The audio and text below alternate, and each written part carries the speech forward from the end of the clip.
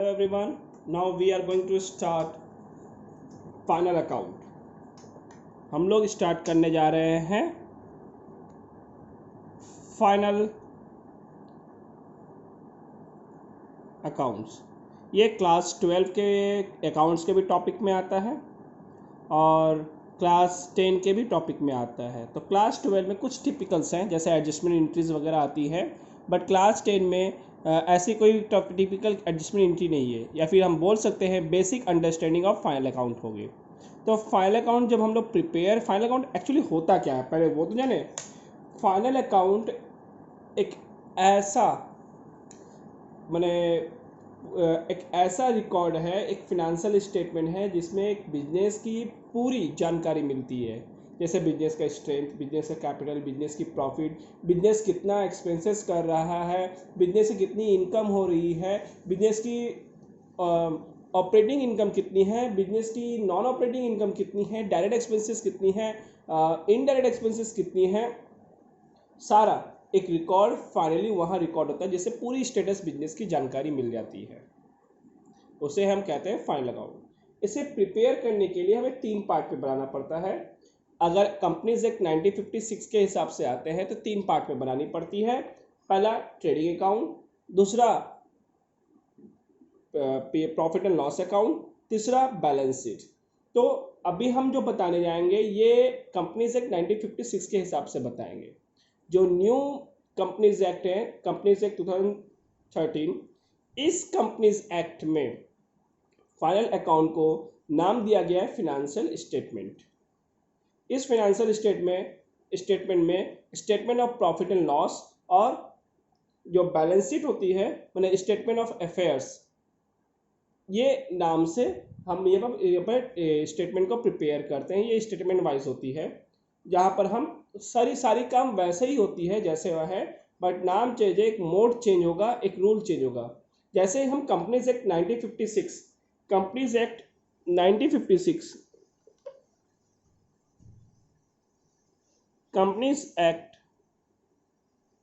1956 में जो final account बनाते थे वो था शेड्यूल 6 था। और न्यूज कंपनी एक्ट में है जो कंपनीज एक्ट 2013 में वो बन गया है शेड्यूल 6 रिवाइज्ड।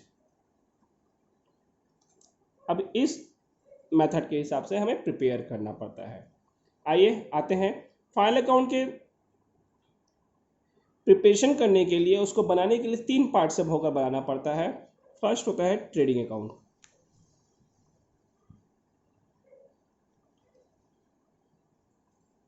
Trading account. दूसरा होगा profit and loss account,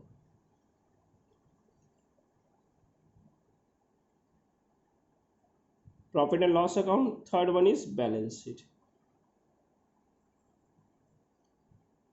balance sheet.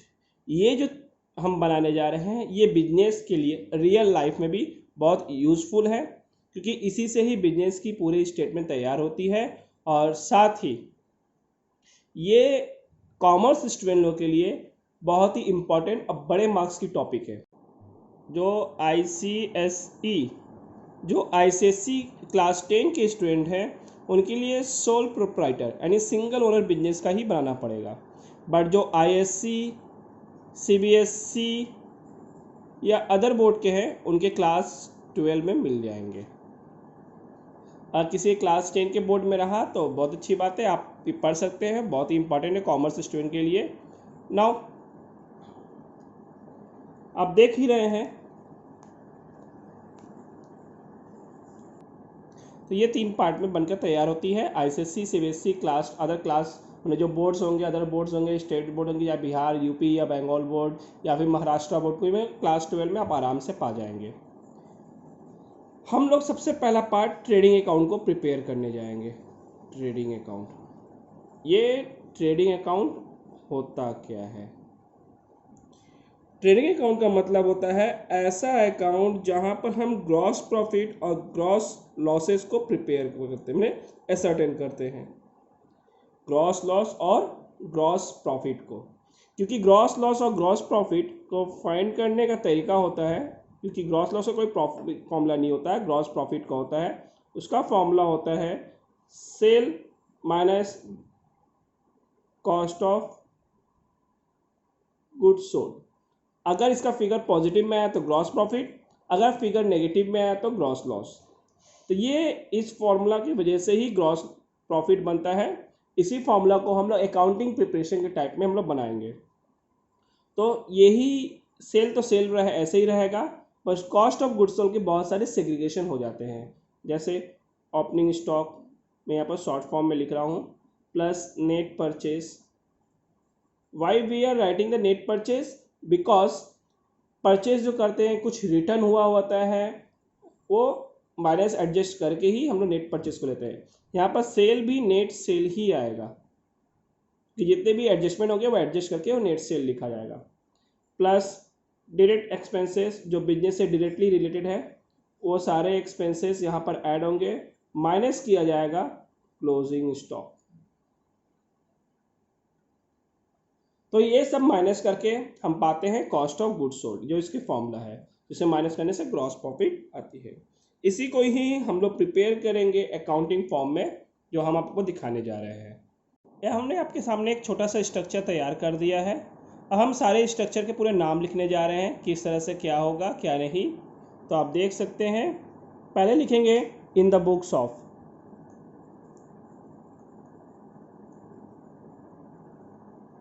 In the books of, यहाँ पर जो भी नाम लिखाएगा सोल प्रोप्राइटर, मतलब जो सिंगल ओनर का बिजनेस का नाम होगा उनका लिखेंगे, या किसी पर्सन का नाम होगा उसका नाम लिखाएगा। फिर यहाँ लिखाएगा ट्रेडिंग अकाउंट, ट्रेडिंग अकाउंट। याद रहे अकाउंट को हम लोग ऐसे शॉर्ट फॉर्म में नहीं लिखेंगे, ये गलत फॉर्मेट के रूप में काउंट किया जाता है। फिर ये डेबिट, यहाँ पर क्रेडिट, शॉर्ट फॉर्म में ये लिखा जा सकता है। आप यहाँ पर लिखेंगे फिर for the year ended, for the year ended,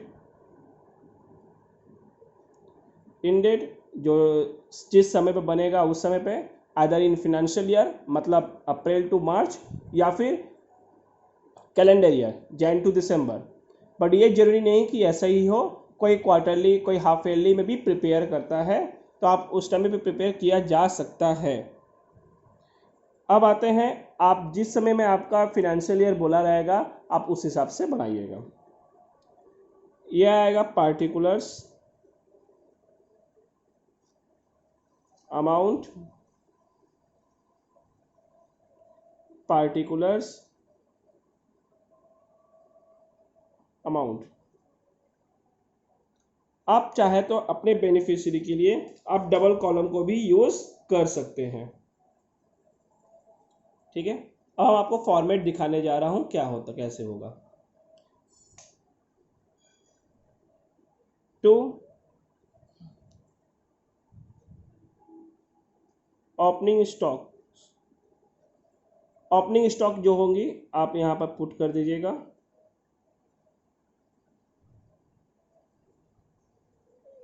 to purchase, ठीक है, ये परचेज कैश और क्रेडिट दोनों ही हो सकती है। मैं ब्रैकेट में आपको मेंशन कर देता हूँ, कैश परचेज हो या क्रेडिट परचेज दोनों ही रहेगा। Less return, less return. आप देख सकते हैं जो परचेज की हुई सामान है अगर वो रिटर्न होती है तो वो माइनस किया जाता है, क्योंकि वो परचेज नहीं कहलाती है। फिर हम क्या करेंगे, पेंसिल से लाइन ड्रॉ करेंगे और अमाउंट को बाहर की तरफ लिखेंगे। बाहर की तरफ मतलब ये इनर साइड कहलाता है, ये आउटर साइड कहलाता है। अब आएंगे टू सेल्स, ठीक परचेज की तरह, लेस रिटर्न। इसमें भी जब सेल्स होंगी तो कैश और क्रेडिट दोनों ही इंक्लूड करेंगे। रिटर्न करने के बाद इसे भी लाइन ड्रॉ करके बाहर की तरफ हम लोग पुट कर देंगे। अब आती है रिटर्न कौन सा, इस रिटर्न को कहते हैं परचेज रिटर्न या रिटर्न आउटवर्ड, रिटर्न आउटवर्ड। ठीक है, या परचेज रिटर्न भी कहते हैं, आप नाम समझ कर परचेज किया हुआ रिटर्न। मैं यहाँ पर लिख देता हूँ परचेज रिटर्न। इसे सेल्स रिटर्न कहते हैं, इसे सेल्स रिटर्न भी कहते हैं, या दूसरा नाम है रिटर्न इनवर्ड, रिटर्न इनवर्ड। अब आते हैं और क्या क्या आइटम्स आते हैं। यहाँ पर आएगा क्लोजिंग स्टॉक, सॉरी यहाँ 2 नहीं, बाई होगी, बाई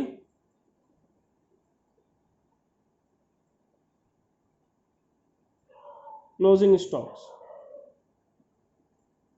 इतनी जो आपको काम करनी होगी ये फिक्स्ड रहेगी, आपको ये काम इन्हीं इन्हीं प्लेस पे करना है, ना कोई आगे ना कोई पीछे, जिसका जो जैसा प्लेस है आपको उसी प्लेस पे काम करना होगा। अब इसके बाद जो एंट्रीज हम पुट करेंगे वो आप आगे पीछे एंट्रीज पुट कर सकते हैं।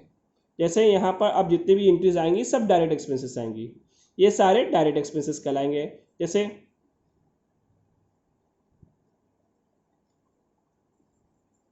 कैरेज इनवर्ड्स, मैं कॉमा करके लिखते जा रहा हूँ, कॉमा देकर, जिससे आप समझ सके ये भी सब आते हैं।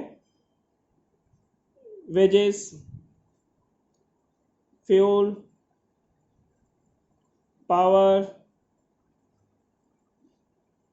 फिर आपका यहाँ पर import duty,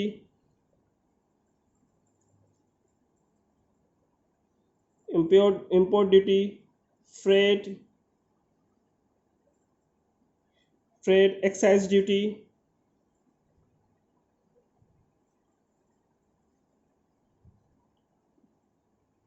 octroi, cleaning charges, dock dues,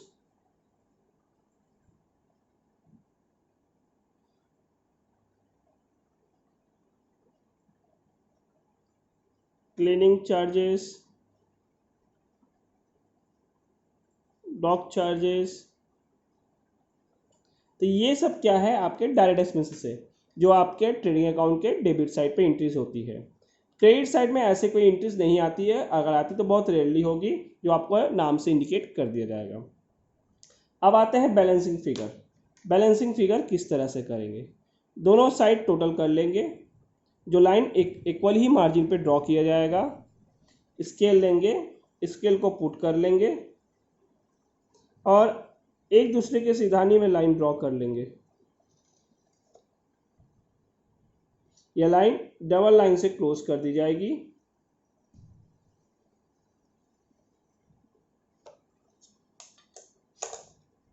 यहाँ पर जितने भी आएंगे अमाउंट आप अलग अलग करके लिखिएगा, जैसे 2 carriage inward, 2 wages, 2 fuel, 2 power, इस तरह से लिखिएगा। और भी बहुत सारे एंट्रीज यहाँ पर आती है। अब मेन पार्ट पर आते हैं, इसका टोटल करेंगे, क्रेडिट साइड का डेबिट साइड का लेस करते जाएंगे। तो बैलेंसिंग फिगर जो बचेगा पॉजिटिव में तो वो आएगा ग्रॉस प्रॉफिट, वो आएगा gross profit CD carried down. मैंने शॉर्ट में लिखा है बैलेंसिंग फिगर, इसका फुल फॉर्म होता है, आप शॉर्ट फॉर्म लिखिए या फुल फॉर्म, कोई प्रॉब्लम नहीं है। अगर आपका नेगेटिव बैलेंस आता है, नेगेटिव, तो आपका यहाँ पर लिखाएगा by gross loss CD balancing figure. अब आपको क्वेश्चन आता होगा कि ग्रॉस लॉस और ग्रॉस प्रॉफिट कैसे हम लोग डिटरमाइन कर पाएंगे। तो मैं आपको एक शॉर्ट क्लू देता हूँ जो आप ध्यान रखिएगा। ट्रेडिंग अकाउंट का अगर डेबिट साइड का टोटल ज़्यादा होगा क्रेडिट से तो आपका ग्रॉस प्रॉफिट तो होगा ग्रॉस प्रॉफिट। अगर क्रेडिट साइड ज़्यादा होगा, सॉरी मैं आपको एक शॉर्ट क्लूज देता हूँ। वो शॉर्ट क्लूज क्या है, शॉर्ट क्लूज ये है कि अगर ट्रेडिंग अकाउंट का क्रेडिट साइड ज़्यादा होगा डेबिट साइड से तो ग्रॉस प्रॉफिट होता है, ग्रॉस प्रॉफिट। अगर डेबिट साइड ज़्यादा रहा क्रेडिट साइड से तो ग्रॉस लॉस आएगा। इस चीज को आप हमेशा ध्यान रखिएगा। आते हैं एक एक्सरसाइज पर। आप क्वेश्चन देख सकते हैं। क्वेश्चन में बोला गया है 31st December 1995 Mr. Ganesh had the following balance taken from his ledger account. Stock on 1195, देखिए स्टॉक ऑन 1195 और डेट क्या बोल रहा है सम्स में, ऑन 31st December 1995, मतलब ये क्लोजिंग डेट बोल रहा है। आप देख सकते हैं कि ये साल का लास्ट दिन है और ये साल का पहला दिन, तो ये हुआ ओपनिंग स्टॉक जो 3200, purchases 15,000, purchase return 2000, wages 3000, carriage inward 2000, sales 25,000, sales return 3,500, freight 1,800। Last में एक आइटम बोल रहा है on 31st December 1995 closing stock was valuated at ₹5,500। यहाँ बोला prepare the trading account for the year ended 31st December 1995। हमें सिर्फ यहीं तक करना है, हमें बस यहाँ तक के लिए आइटम्स की ज़रूरत है, इसके अलावा नहीं। अब हम देखेंगे कि इस सम्स का कैसे बनाया जाता है ट्रेडिंग अकाउंट। ट्रेडिंग अकाउंट बनाने से पहले आप ये चीज़ देख लें कि कौन कौन सा आइटम, कभी कभी हो सकता है क्या एक आइटम या दो आइटम ऐसा हो जो ट्रेडिंग अकाउंट में नहीं आती हो, तो हमें उस आइटम को इंक्लूड नहीं करेंगे सम्स में, उसके लिए फुट नोट लिख देंगे। लेकिन जो आइटम बैलेंस शीट में ट्रेडिंग अकाउंट में आएगी हम उन आइटम का इंट्रीज करेंगे। इंट्रीज करने से पहले हम क्लासिफाई कर लेंगे which item will go in debit side और which item will go in credit side. Now opening stock, आप फॉर्मेट को एक बार नोट डाउन कर लीजिएगा क्योंकि इस फॉर्मेट के हिसाब से आप देखते हुए काम कीजिए। ओपनिंग स्टॉक डेबिट डी से मेंशन कर देंगे, debit, purchase debit, purchase return इससे लेस होता है, wages debit, carriage inward debit, sales credit, sales return इससे लेस होगा and freight debit. Closing stock अलग से बोलेगा हमेशा सम्स में, जो आपके ट्रेडिंग अकाउंट के क्रेडिट साइड में ही जाता है। तो देख लीजिए आपके पास फाइनल अकाउंट के सारे, मैंने ट्रेडिंग अकाउंट के जो बनाने के सारे आइटम्स आपके पास मौजूद हैं। आप उस आइटम को लेकर काम करना है। According to the format you have to prepare all the thing which is required for the preparation of trading account. Now let's start.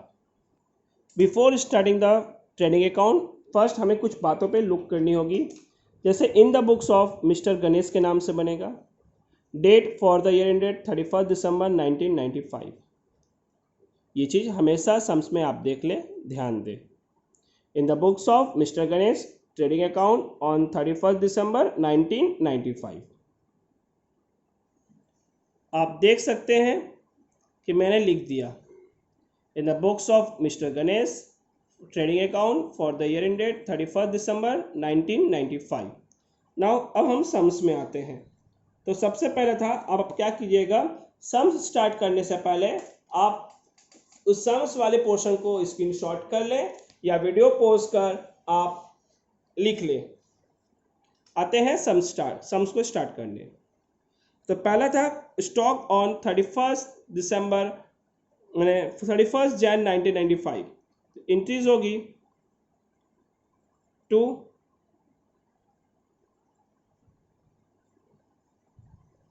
Opening stock, यहाँ पर अकाउंट मेंशन करें या ना करें कोई प्रॉब्लम वाली बात नहीं है, 3,200 ओपनिंग स्टॉक।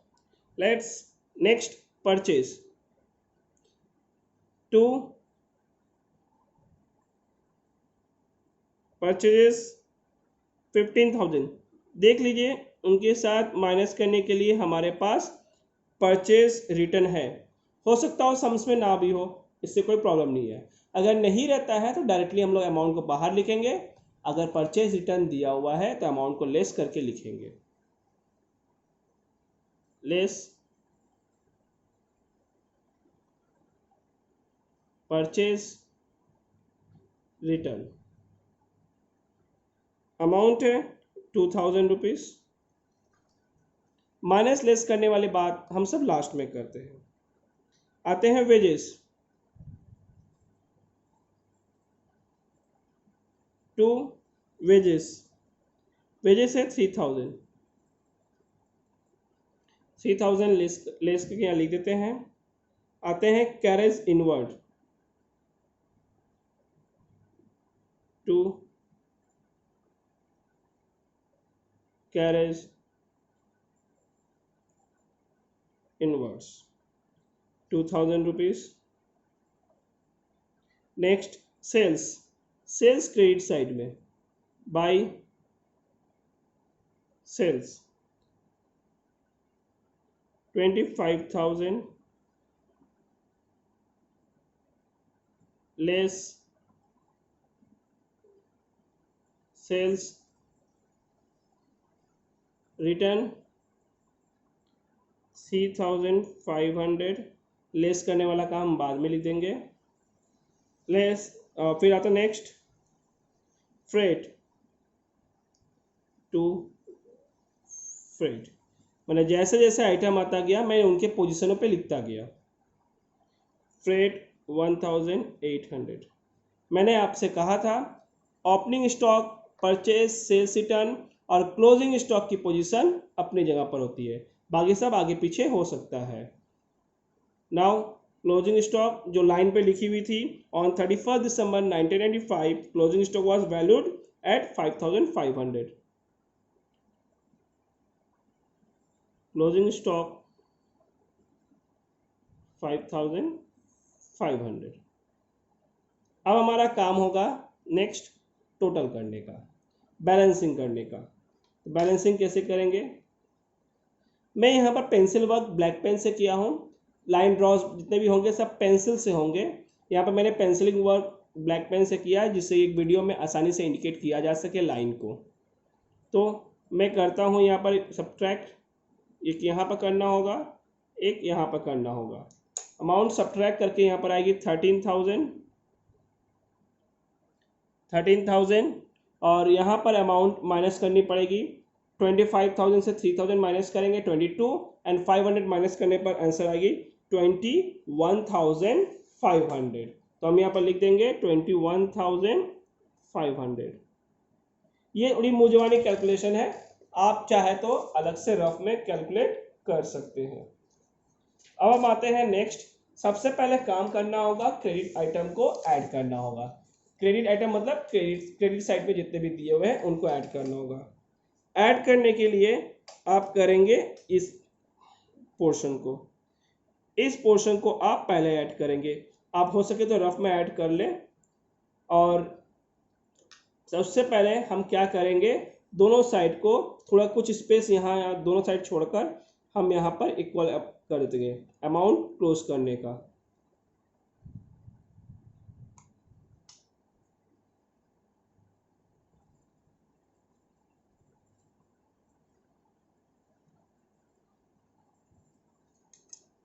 मैंने यहाँ पर line draw work black pen से किया है, आप कृपया ब्लैक पेन से यूज ना करें। आप जितने भी लाइन वर्क करेंगे सब के सब पेंसिल से करेंगे।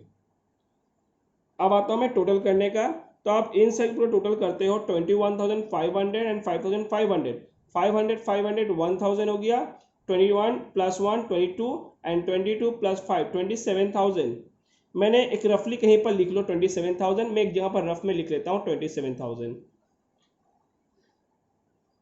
अब आते हैं नेक्स्ट, अब डेबिट साइड का टोटल करते हैं। डेबिट साइड का टोटल करो, पहले देखो राउंड फिगर वाले को ऐड कर लो।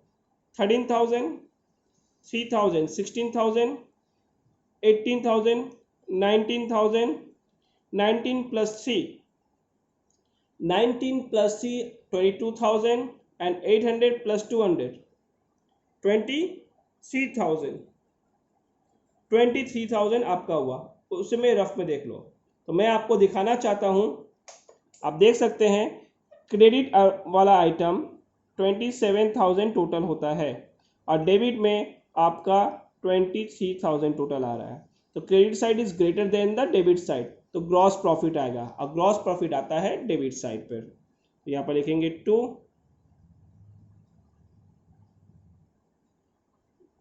Gross profit, CD means carried down,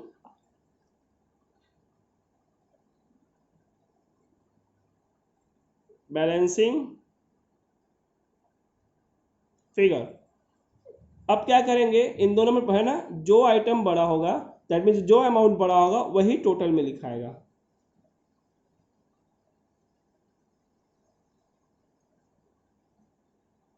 twenty 27 बड़ा था, मैंने 27 दूसरा लिख दिया, ये 27 था ही, इसको भी 27 के टोटल में कन्वर्ट करना पड़ता है बिकॉज डबल एंट्री सिस्टम, हमारा डबल एंट्री सिस्टम चलता है, दोनों साइड टोटल कर दे रहे हैं।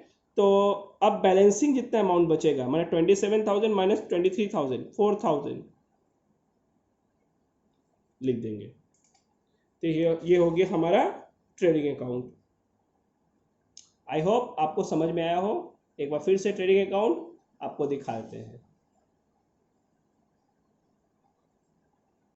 क्वेश्चन नंबर 10 को अच्छी तरह से देख ले, बहुत छोटी प्रिंट है, तो आप क्वेश्चन नंबर 10 को बहुत अच्छी तरह से देख लें, या फिर उसे नोट डाउन करनी हो तो नोट डाउन कर ले। Question number 10, from the particular prepare from the following particulars prepare a trading account for the year ended 31 दिसंबर 1995। तो आते हैं 1995 के, एक प्रिपेयर करते हैं एक ट्रेडिंग अकाउंट। देखिए यहाँ पर पर्सन का नाम नहीं दिया हुआ है, तो हम पर्सन का जब नाम नहीं दिया हुआ है तो हम इन द बुक्स ऑफ में किसी पर्सन का नाम नहीं लिखेंगे। अब आते हैं क्लासिफिकेशन में, कि क्लासिफिकेशन ट्रेडिंग अकाउंट में कौन कौन से करेगा। मैंने आपको बताया था कुछ आइटम ऐसे भी हो सकते हैं जो ट्रेडिंग अकाउंट में नहीं आते हैं, हम उनकी एंट्रीज नहीं करेंगे, हम उन्हें क्लासीफाई नहीं करेंगे। हम क्लासीफाई कर भी सकते हैं बट इसकी एंट्रीज नहीं करेंगे।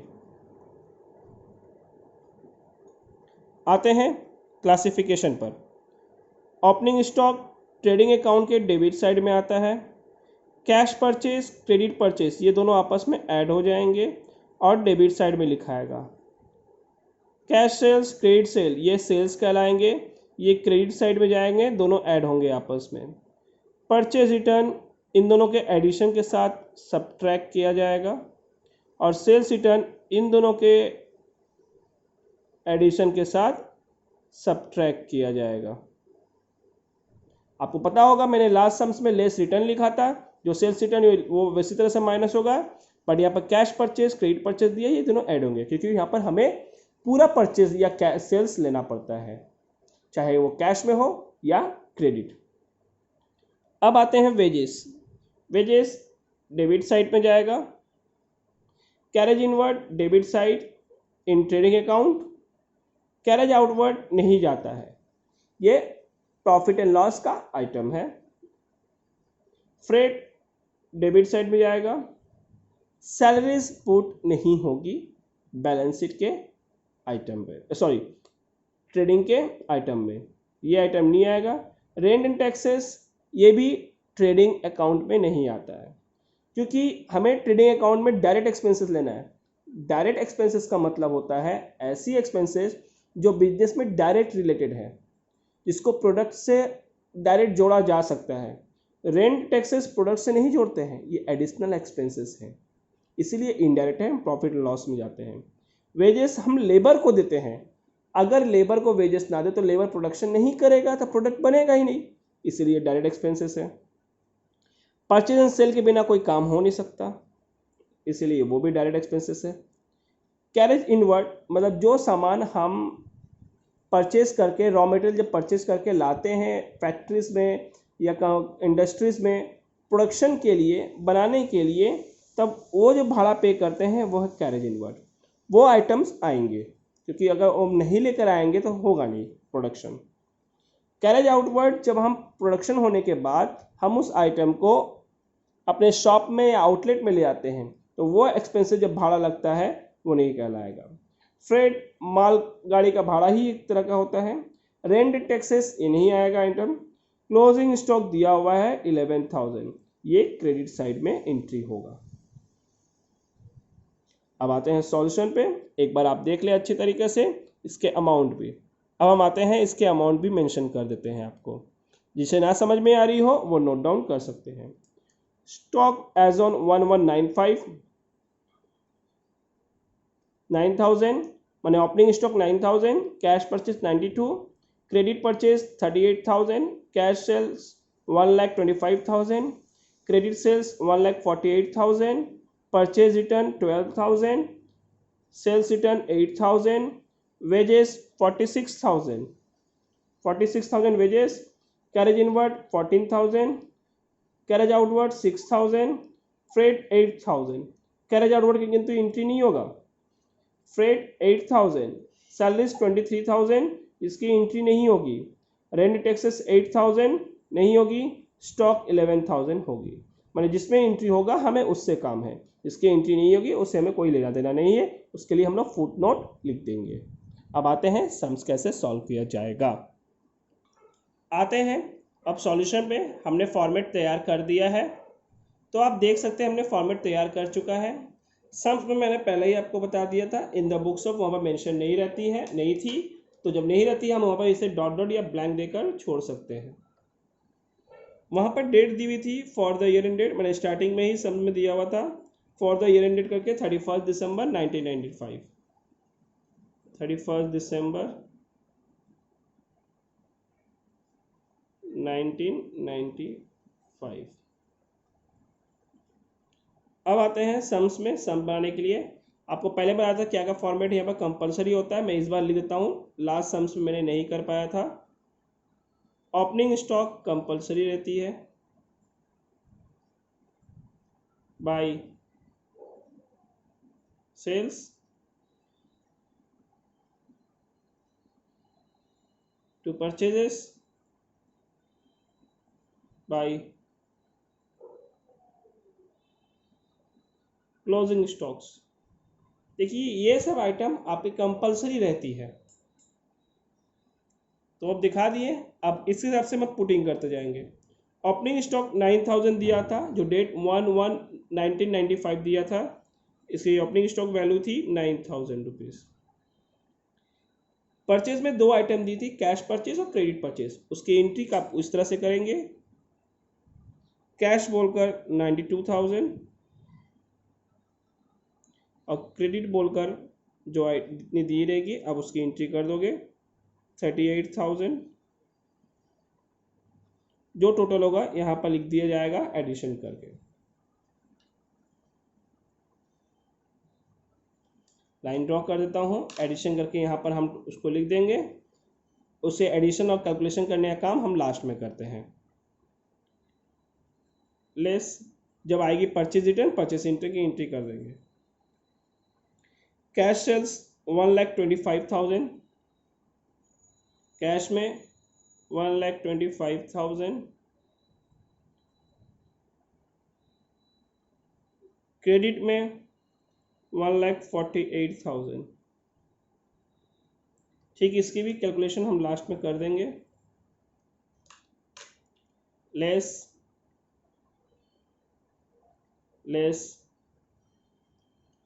सेल्स रिटर्न जब आएगी उसकी एंट्री कर देंगे।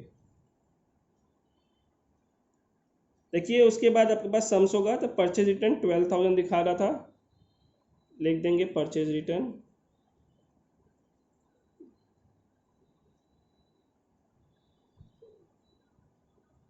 12,000, sales return 8,000,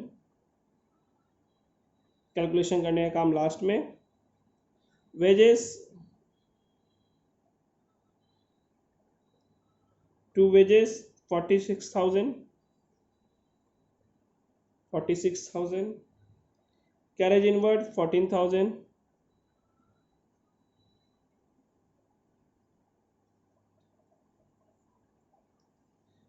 carriage inward 14,000, freight 8,000,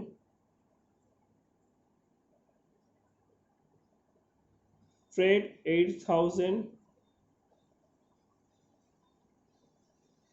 क्योंकि carriage outward salary rent and taxes की एंट्री नहीं होगी।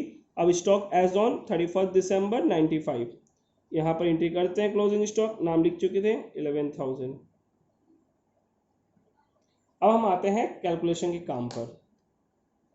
जैसा कि आप देख सकते हैं हमने ये परचेज का कैलकुलेशन कर लिया, सेल्स का भी कैलकुलेशन कर लिया। अब हमें देखना होगा कौन सा साइड ज़्यादा है। तो आप देख सकते हैं यहाँ पर इंडिकेट ज़्यादा हो जा रहा है कि ये क्रेडिट साइड ज़्यादा होगा। 2,65,000 एंड 11,000 आपकी टोटल जा रही है 2,76,000 आपकी हो रही है। यहाँ पर 1,18,000 और 46,000, मतलब ये नियर अबाउट 2 लाख के आसपास से कुछ जाएगी। तो आप देख ही सकते हैं।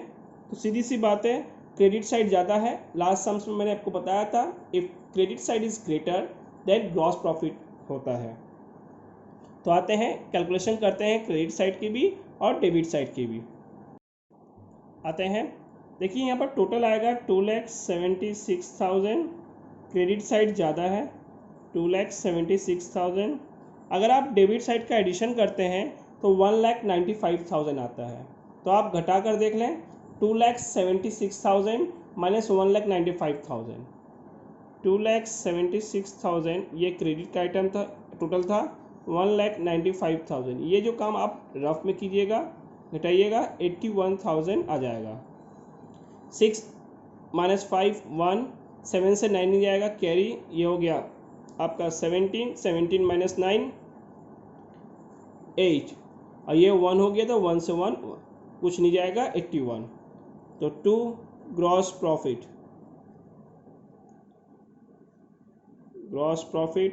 CD balancing figure 81,000। आपका सम्स रेडी।